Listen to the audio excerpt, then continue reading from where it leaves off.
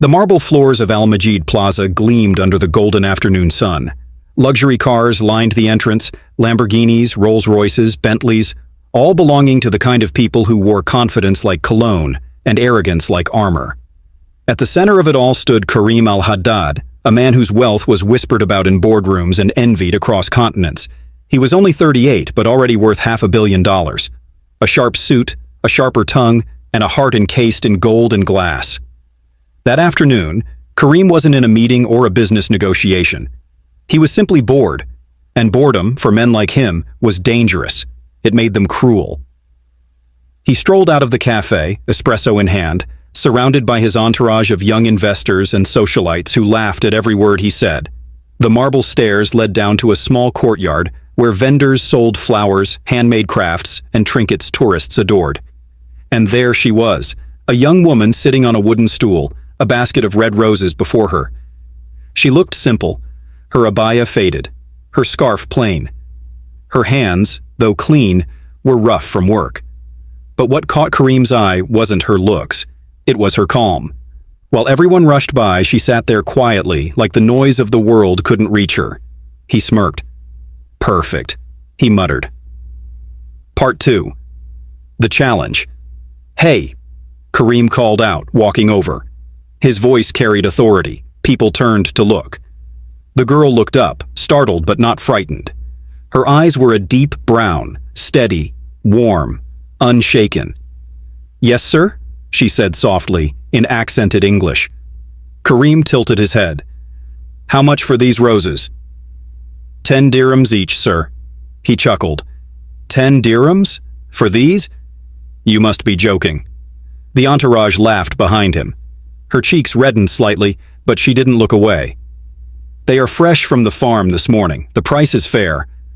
Karim leaned forward, placing a crisp $100 bill on her basket. Tell you what, he said. I'll buy one rose, but only if you sell it to me in Arabic. The girl blinked, confused. In Arabic? Yes, he said with a sly grin. Sell me these roses in Arabic, and I'll pay you $100,000. The crowd gasped. Even his friends fell silent for a moment. He continued, smirking. If you can convince me, in Arabic, that your roses are worth buying, I'll wire the money right now.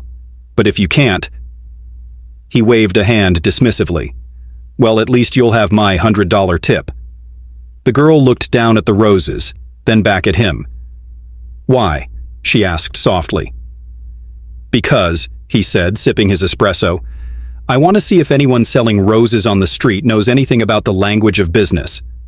Laughter rippled through the onlookers, but the girl didn't laugh. She just looked at him quietly and said, All right. Part 3. The Language of Roses.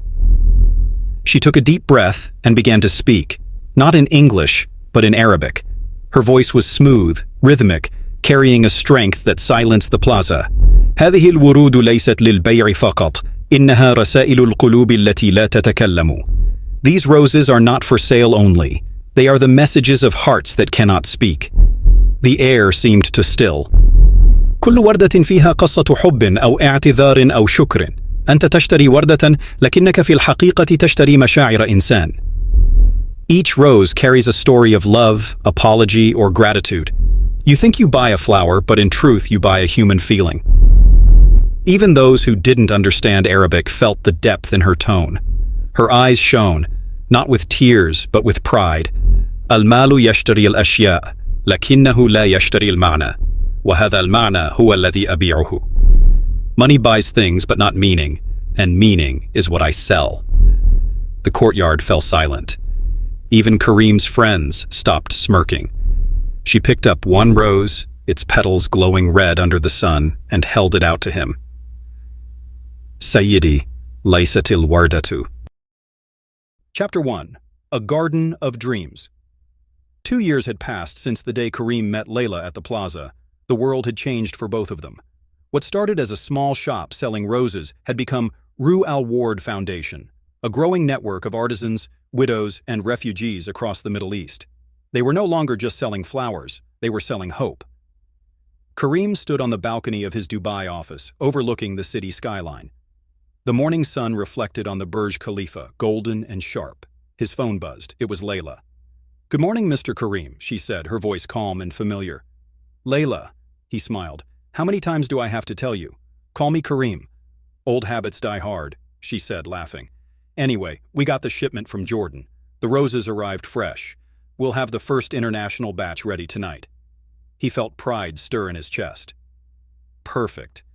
You've done amazing work." There was a pause.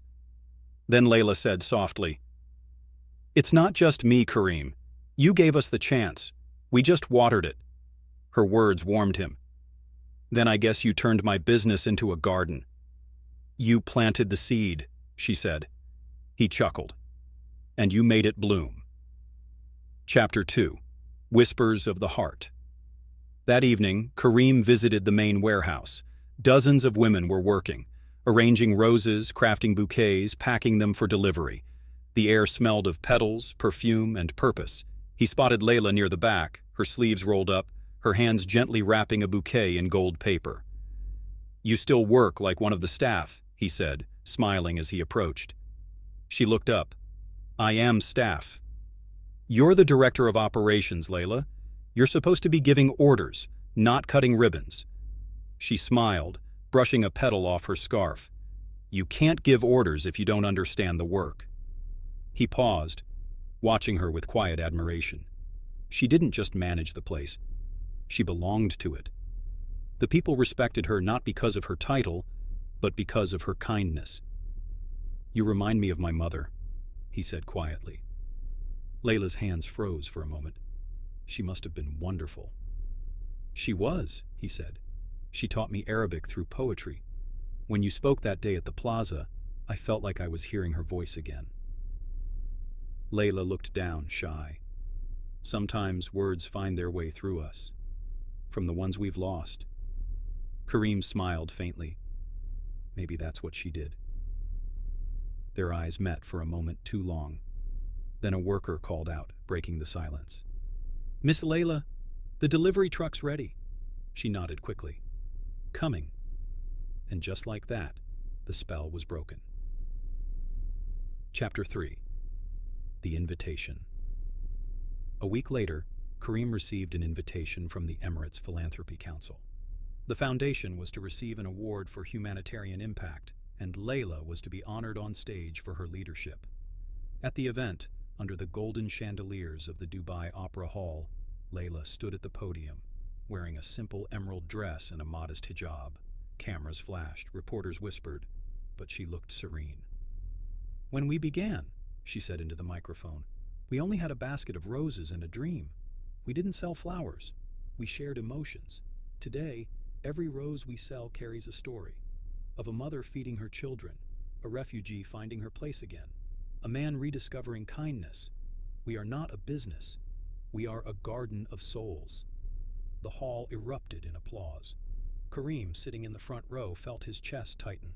There was something about her words, about her, that moved him beyond reason. He realized that what he felt wasn't admiration anymore. It was love. But he didn't say it. Not that night. Not yet. Chapter 4. The Storm. A month later, tragedy struck. One of the foundation's largest suppliers, a farm in Lebanon, was destroyed in a storm. The crops were gone, shipments delayed, workers unpaid. The foundation risked losing millions. Layla worked tirelessly, coordinating aid, sending supplies, talking tea.